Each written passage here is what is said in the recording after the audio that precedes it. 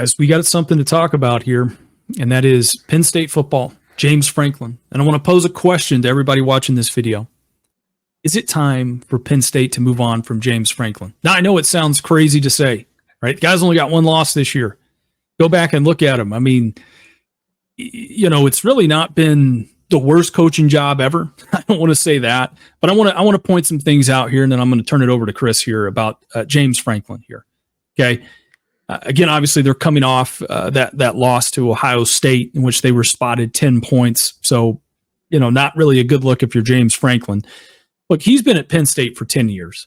And his best season was in 2016, getting further and further away as we continue to go on here. He's only won one Big Ten championship in that time. He hasn't beaten Michigan and Ohio State in the same season since 2020. Even with that, he hasn't beaten Ohio State since 2016. Whew. All of this despite having multiple players drafted to the NFL at several different positions. You go back and look at all these guys that he's coached at Penn State that have come out, whether it be in the secondary, whether it be receivers, whether it be offensive linemen, whether it be, hell, even quarterbacks, that have gone there, right? Running backs we all know about. They seem loaded year in and year out. But how long is just being, we barely lost to Michigan or we went to overtime with Ohio State. How long is that really going to be good enough for you? And I get it. They didn't have an expanded playoffs, but what's going to be the excuse this year if you make it in and get beat in the opening round by Oregon or somebody like that this year? I don't get it. I want to say one more thing here.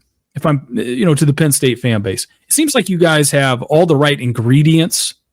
Okay. But to be successful, you got to have a lot of good cooks to pull that off. You can have the world's best ingredients, but if you don't have the right person cooking it, hell, it doesn't matter whether it's a $200, ham, piece of meat or it's a $2 steak from the Dollar General.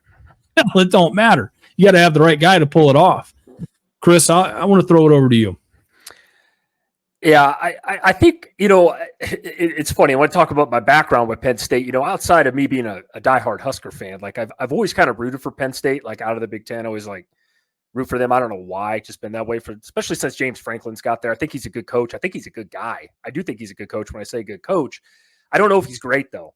And Penn State reminds me a lot of, I bring this up, like you Christian, you know better than anybody, the Georgia years under Mark Richt, remember? 10-2, 9-3 every year. Couldn't beat Bama, couldn't beat LSU. If you go back a little bit further, Bo Pelini at Nebraska. Guy would win 9 games in his sleep, but we couldn't beat, at that time, Wisconsin was really good, Ohio State, Michigan. And when we played him, we got beat, 40-10. I call that purgatory in college football, where it's just you're never the bride, but you're the bridesmaid type of deal. Like after a while, it sucks. You're not bad enough. You're not good enough. And Penn State has found themselves in this situation, Christian. Again, last week against Ohio State, they scored basically 3 points without being gifted the 10 there off the pick six. Like it's just, I don't understand it. And it's not like Drew Aller played terrible, but the run game, it seems to disappear. Nobody could tell me any differently. I still think Singleton and Katron Allen are still 2 of the best backs in the country on the same team. They still can't move the ball. They couldn't score within, the 10 twice on Ohio State. Now, I want to give credit to Ohio State, but Nebraska scored more points on them the week before. This is Nebraska, of all people, who has a terrible offense. I don't know, man. I think James Franklin, honestly, dude, and this surprised me you bring this up, Christian, is that he's been there 10 years now. It doesn't seem that long, but 10 years. And I don't know who, if you decide to get rid of him, I know that question's been posed to him this week. I saw some articles on it. Who did they go get, for one? Maybe you can answer that question. But, even if they make the playoffs this year, and that's not guaranteed yet, I still think Penn State will probably find their way in there. But, yeah, another loss. Wasn't this the year where, look, man, Penn State brought back probably more people than anybody outside of maybe Ohio State and their $20 million roster. This was supposed to be the year. And it just seems like year in, year out, Christian, you talked about it. They can't win against a top 10 team. And that's usually Michigan or Ohio State every single season. No, I completely agree with you. I don't know who they go out and get. I just know that, you get to that place of, like you said, 9-10 wins a year. You go to a decent bowl game, while everybody else is in the playoffs. et cetera, et cetera, et cetera. And it's just like, look, at some point, you got to be due for something. You know what I mean? You got to be due to, and that would be different. I mean, they haven't made the playoffs once. And again, since he took over, I mean, it went from being the old BCS system to like there's a 14 playoff. Now I get it. You're going to a 12-team playoff. There's going to be a lot of argument now. Well, if you go back and you look at what we would have done these years and that year, whatever. Still, look at who he's lost to at his time there. I mean, it ain't even really like, he still loses to Ohio State. He still loses to, when Michigan State was good. He still lost to Michigan. I want you to understand something, guys.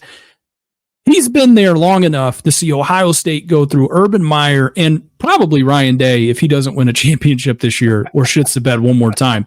He's been there long enough for Jim Harbaugh to go from the NFL to Michigan to back to the NFL and make them not a dynasty, but relevant again in football and kick the shit out of Penn State.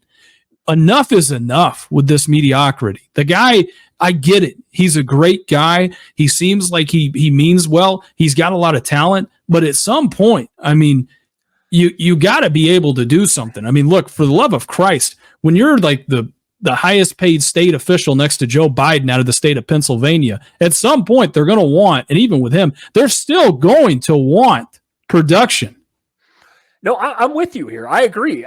What's the definition of insanity, right? Doing the same thing over and over and expecting a different result. I mean, that's kind of where Penn State's at with James Franklin. Like, at some point, I think we have a big enough sample size now. This is what he is at Penn State. There are teams winning national titles and making playoffs with less talent than Penn State. Let's be honest. TCU a couple years ago, hell, I could throw in a lot of teams that don't have near as much talent as Penn State. And then you forgot to add, Christian, which you think about, Oregon now joins the Big Ten. Dan Lanning's a hell of a coach. I don't care what anybody says. Oregon's been more successful, even in his 1 year there right now. So, like, I'm with you, dude. I think at some point they're going to have to move on. For me personally with Penn State, because they frustrate me every year, because I think that, like, this is going to be the year. Finally, I've accepted reality that this is just what James Franklin and Penn State is.